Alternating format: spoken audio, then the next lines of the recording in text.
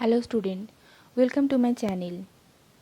আজকে আমরা যেটা পড়ব সেটা হলো কি স্নায়ুতন্ত্র। কার স্নায়ুতন্ত্র? প্রাণীর স্নায়ুতন্ত্র।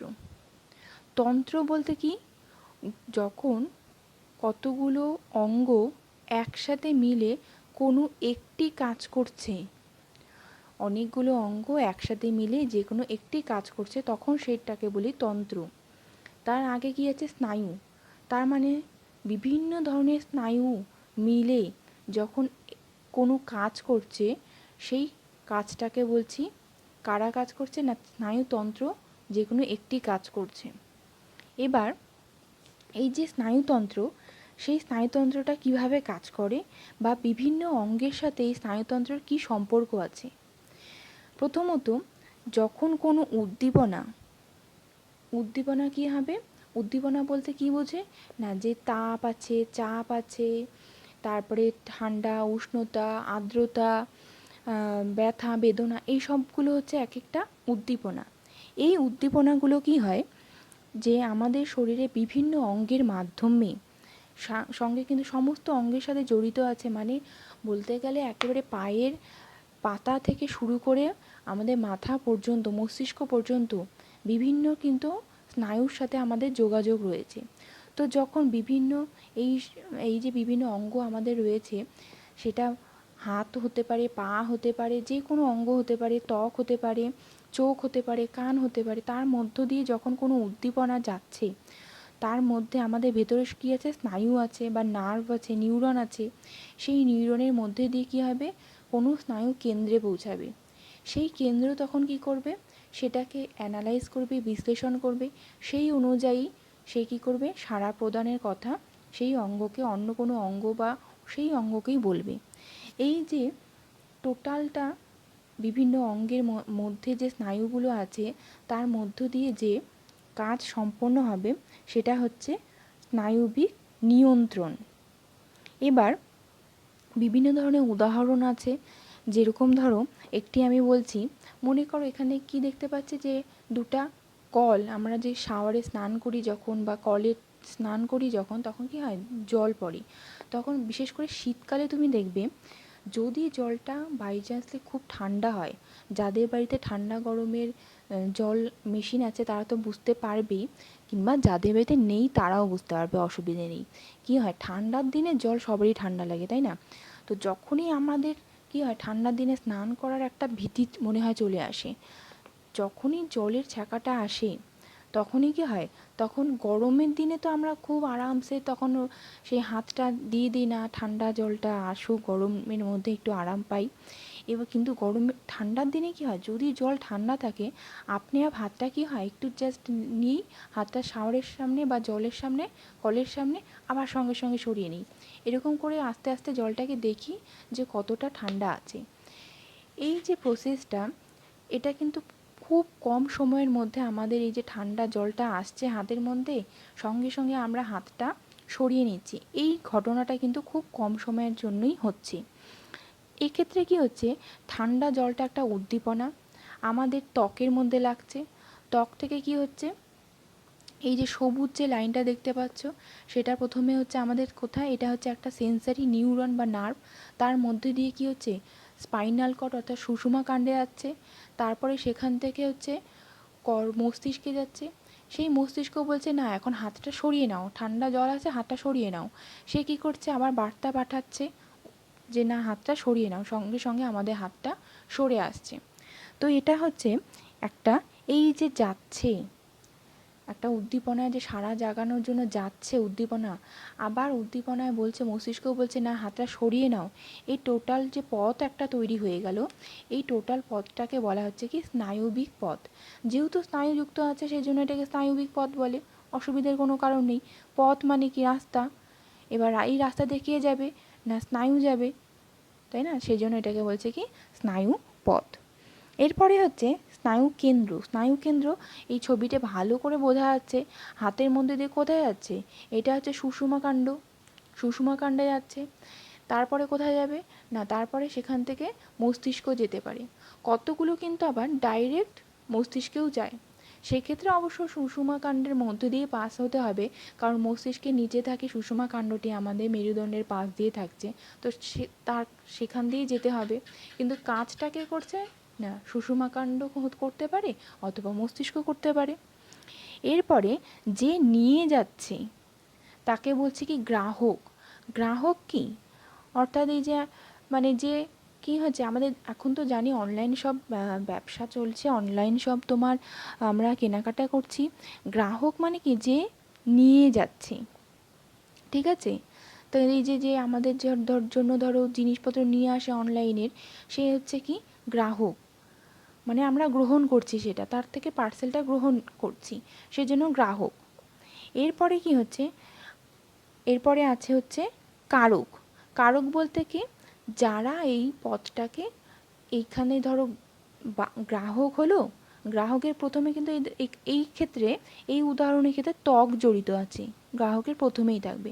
কারককে, সেটা হয় সুষুম্না কাণ্ড হতে পারে অথবা মস্তিষ্ক। এই মস্তিষ্কের সাথে যুক্ত যে নার্ভটা আছে, স্নায়ুটা আছে, সেটাকে বলবো কি কারক। এবার বাহককে, বাহক মাঝখানে যেগুলো থাকে, ঠিক আছে।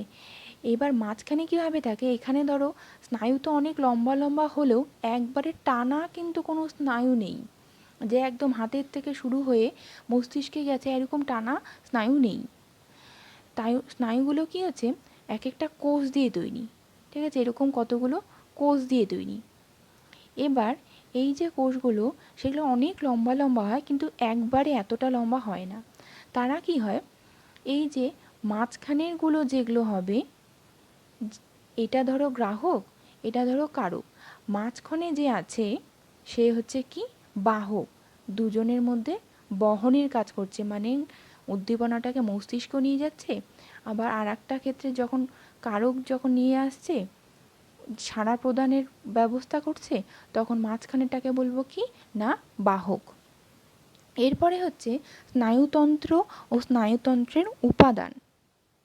প্রথমত স্নায়ুতন্ত্রের উপাদান হচ্ছে কি কোষ, নিউরোগ্লিয়া ও স্নায়ু। এবার এই তিনটা জিনিস নিয়ে কিন্তু এক একটা স্নায়ুতন্ত্র, এই যে টোটাল তন্ত্রটা তৈরি হবে। প্রথমত স্নায়ুতন্ত্রের কাজটা একটু জেনে নিই। কাজ হচ্ছে কি, এক তো উদ্দীপনা গ্রহণ করছে, উদ্দীপনা গ্রহণ করছে ফলে কি হচ্ছে, উদ্দীপনার সাড়াও জাগাচ্ছে।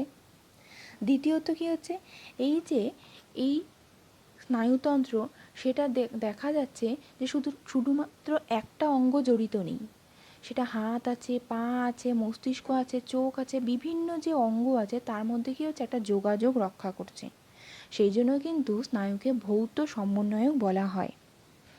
আর একটা হচ্ছে কি, প্রাণী দেহে পেশি সংকোচন যে হয়, পেশি যে আছে আমাদের হাতে আছে, পায়ে আছে, এই সমস্ত যে পেশি আছে তার সংকোচন আর প্রসারণেও কিন্তু সাহায্য করে।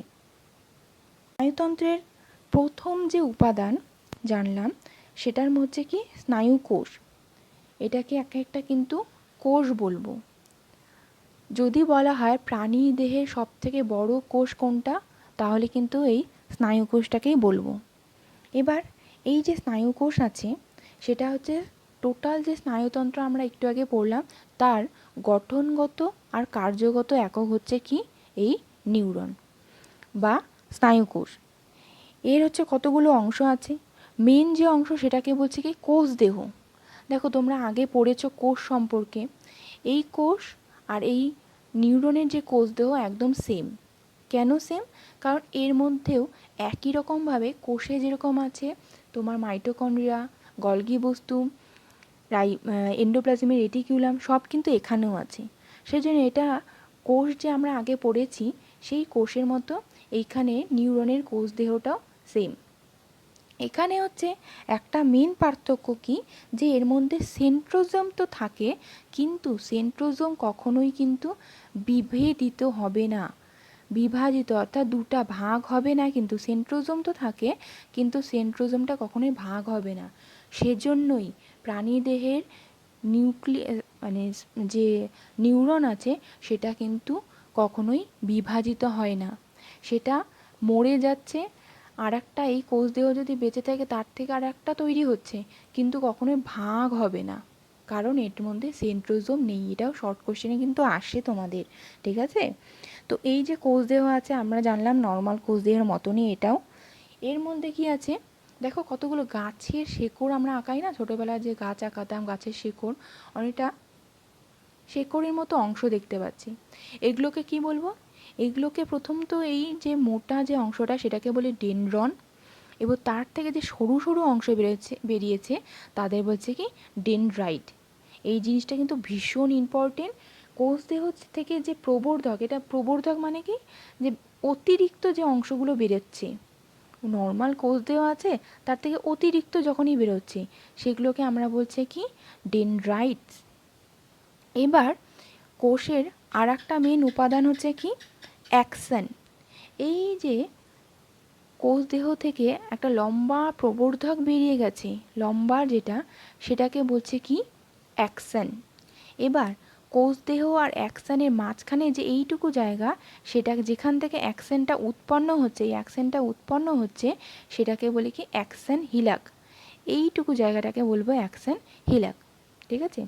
এবার এই যে অ্যাকশন আছে, এই অ্যাকশনটা কি হয়, একটা আবরণ থাকে কোষের মধ্যে, যেরকম আবরণ থাকে, কোষের আবরণটাকে বলি নিউরোলেমা, ঠিক সেরকমভাবে অ্যাকশনেরও একটা আবরণ থাকে, সেটাকে বলি অ্যাক্সোলেমা। এই আবরণটাকে অ্যাক্সোলেমা বলি। এবার দেখো এই অ্যাক্সোলেমা যে আছে তার ওপরে একটা অতিরিক্ত আবরণ দেখতে পারি, তাই না? অতিরিক্ত একটা আবরণ দেখতে পাচ্ছি। এই যে অতিরিক্ত আবরণ, সেই আবরণটা হচ্ছে কি না, এই আবরণটা হচ্ছে সোয়ান কোষ, ঠিক আছে। এই সোয়ান কোষটা কি হয়, সোয়ান কোষ সাধারণত ছোট হওয়ার কথা, কিন্তু ও কি হয় অতিরিক্ত এইভাবে ভাঁজ হয়ে যায়, অতিরিক্ত কি হয় ভাঁজ তৈরি করে, এইভাবে অ্যাকশন লেমার উপর একটা ভাঁজ তৈরি করে, তখন একটা মোটা আবরণে তৈরি হয়। মোটা আবরণে এই যেরকম করে একটা মোটা আবরণী, এটাকে তখন আমরা বলি কি মায়োলিন সিট বা মায়োলিন আবরণী। সোয়ান কোষগুলোর ওপরে যে আবরণ থাকছে সেটাকে বলি মায়োলিন সিট বা মায়োলিন আবরণী। এই সোয়ান কোষগুলোর মধ্যে কিন্তু ছোট ছোট নিউক্লিয়াস থাকে, যাকে আমরা বলি কি, যাকে বলি সোয়ান নিউক্লিয়াস, ঠিক আছে। এবার এই যে এক একটা মায়োলিন কোষ, তার মাঝখানে মাঝে মাঝে কিন্তু ছোট একটা ফাঁকা জায়গা থাকে, অনেক সময় মাঝে মাঝে ছোট জায়গা থাকে ফাঁকা, দুটা মায়োলিন শিটের মাঝখানে। সেই যে ফাঁকা জায়গা সেটাকে আমরা বলি কি র্যানভিয়ার পর্ব। নামটা মনে রাখবে, র্যানভিয়ার পর্ব, ঠিক আছে। এবার অ্যাকশনের যে লাস্টে দেখো, সেখানেও আমরা দেখতে পাচ্ছি কতগুলো শেকড়ের মতো অংশ। তো এই যে শেকড়ের মতো অংশ, এটাকে আমরা বলি কি প্রান্তবুরুষ, ঠিক আছে। এই লাস্টেরটা টুকুটাকে আমরা বলি কি প্রান্তবুরুষ। এবার তার মধ্যে কি হয় ছোট ছোট নব হয়, এইভাবে কতগুলো মানে নব বলতে মানে গোলাকৃতি অংশ থাকে, এগুলোকে আমরা বলি কি সাইন্যাপটিক নব, ঠিক আছে। এটাকে আমরা বলি সাইন্যাপটিক নব। তো এই জিনিসগুলো, আর একটা হচ্ছে ইম্পর্টেন্ট, যে কোষের মধ্যে কি থাকে কতগুলো নিজেল দানা থাকে, নিজেল দানা, যেটা কিন্তু অ্যাকশন হিলাক আর অ্যাকশনের মধ্যে থাকবে না। এই জিনিসটা ভীষণ ইম্পর্টেন্ট, এটা মনে রাখবে। তো এই হচ্ছে টোটাল নিউরন। নিউরন আগেই বললাম, নিউরন কি করছে না, আমরা যে পড়েছিলাম যে স্নায়ু স্পন্দন অর্থাৎ উদ্দীপনা যে নিয়ে যাবে, সেই উদ্দীপনা আমি যে এইভাবে কোষটাকে আঁকানোর চেষ্টা করেছিলাম, এটারই মনে করো একটা বৃহৎ রূপ হচ্ছে এই কোষটা, নিউরনটা, ঠিক আছে। তার মানে এক একটা নিউরন এইভাবে পাশাপাশি, এইটার শেষে আর একটা এইভাবে যুক্ত হয়ে হয়ে কি করে না টোটাল স্নায়ু তৈরি করে। এরপর আর একটা ইম্পর্টেন্ট জিনিস হচ্ছে স্নায়ু সন্ধি বা সাইন্যাপস। আমরা একটু আগেই যে স্নায়ু কোষ পড়লাম, এরকম করে যে স্নায়ু কোষটা পড়লাম, যেটার অতিরিক্ত একটি ছবি তোমাদের দেখিয়েছিলাম, এইভাবে গাছে শেকড়ের মতো আছে, তাই না, এইভাবে। তো এই যে স্নায়ু কোষগুলো আছে, এই স্নায়ু কোষগুলো কি হয় একটা আর একটার সাথে যুক্ত থাকে, ঠিক আছে, একটা আর একটার সাথে যুক্ত থাকে। কীরকম করে, কোনো একটা স্নায়ুর যে ডেনড্রন আমরা পড়েছিলাম, সেই ডেনড্রনের অংশ এটা মনে করো, আর একটা স্নায়ুর প্রান্ত পুরুষ, শেষ প্রান্ত হচ্ছে এইভাবে। তার মানে এক একটা স্নায়ু কী হয়, এক একটার সাথে এইভাবে যুক্ত থাকছে। একজনের হচ্ছে কোষদেহের যে ডেনড্রনটা, আর একজনের হচ্ছে এইখানে হচ্ছে একজনের কোষদেহ, আর এটা কি একজনের শেষ প্রান্ত, একজনের শুরু আর একজনের শেষ। তো এই জায়গাটাকে আমরা বলি কি স্নায়ু সন্ধি। অর্থাৎ একটি নিউরনের যদি অ্যাকশনের শেষ প্রান্ত হয়, অপর নিউরনের কী হবে, ডেনড্রনের প্রথম প্রান্ত। এইভাবে একটা স্নায়ু একটা স্নায়ুর সাথে যুক্ত থাকে। এই যুক্ত থাকা অংশটাকে আমরা বলি কি, এই টোটালটাকে তখন আমরা বলবো কি স্নায়ু সন্ধি বা সাইন্যাপস। শব্দটা মনে রাখবে, সাইন্যাপস। এবার এটা বিভিন্ন ধরনের হতে পারে। যদি অ্যাকশনের সাথে ডেনড্রন যুক্ত থাকে তখন আমরা বলবো অ্যাক্সোডেনড্রাইটিক। যদি অ্যাকশনের সাথে কোষদেহ যুক্ত থাকে তখন সেটাকে আমরা বলবো অ্যাক্সোসোম্যাটিক। যদি অ্যাকশনের সাথে অ্যাকশন যুক্ত থাকে তখন সেটাকে বলবো অ্যাক্সোনিক সাইন্যাপস। এবার এই যে আমরা দেখতে পাচ্ছি ছবিটার মধ্যে যে সাইন্যাপস আছে, মাঝখানে দেখো কিছুটা জায়গা কিন্তু ফাঁকা রয়ে গেছে, তাই না? মাঝখানে ফাঁকা জায়গাটাকে আমরা বলি কি সাইন্যাপটিক ক্লেফট। এই যে জায়গাটা, এটাকে বলবো কি সাইন্যাপটিক ক্লেফট।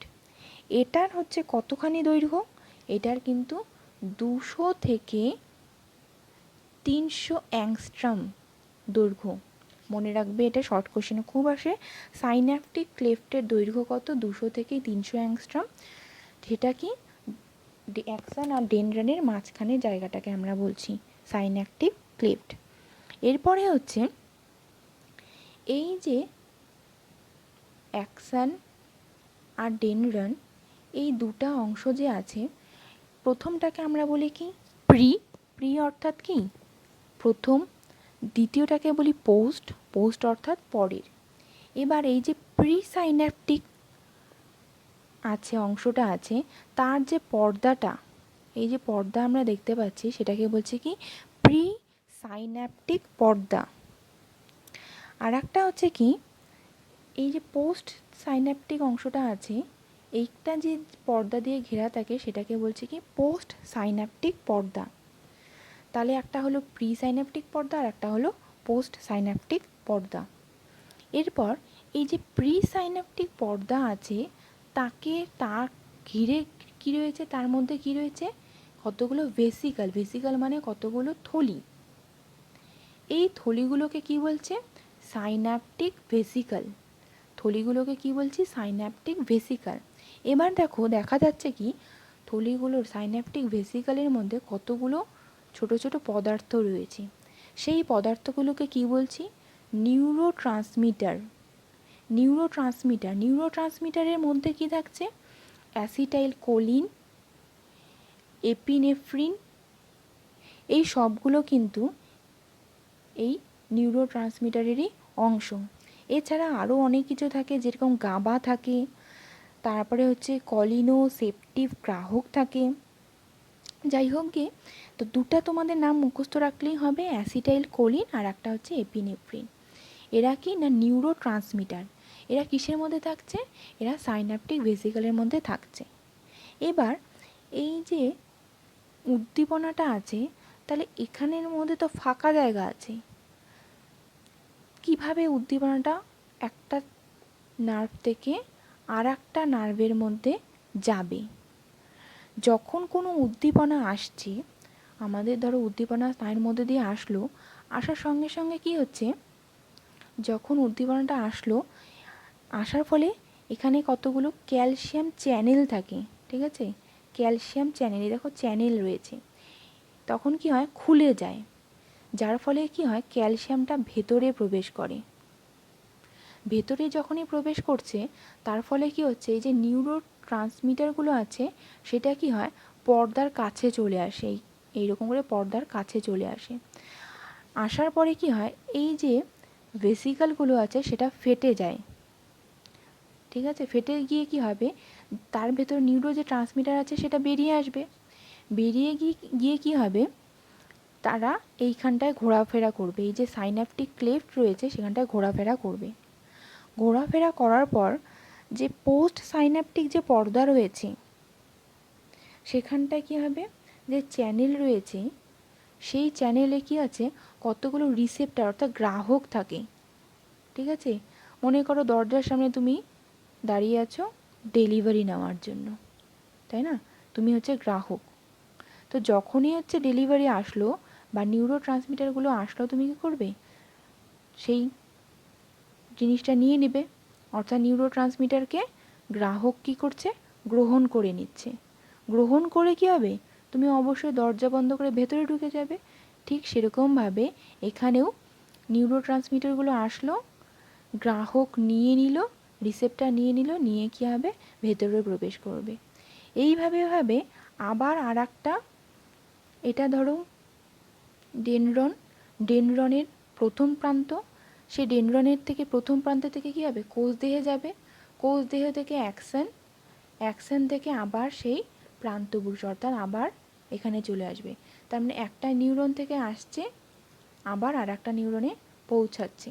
এইভাবে সমস্ত যে তোমার স্নায়ুর পথটা যাচ্ছে, উদ্দীপনাটা আসছে, এসে কী হবে, এক জায়গার থেকে আসলো, প্রথমে ডেনড্রন, ডেনড্রন থেকে কোষদেহ, কোষদেহ থেকে অ্যাকসন, অ্যাকসন থেকে অ্যাকসনের প্রান্তপুরুষ অর্থাৎ শেষ প্রান্ত, তারপরে সাইন্যাপটিক ক্লেফটের মধ্যে ফাঁকা জায়গায় চলতে ফিরতে থাকে, তারপরে আবার কোনো কোষদেহের যে ডেনড্রন আছে, ডেনড্রাইট আছে, সেখানটার মধ্যে সে প্রবেশ করলো।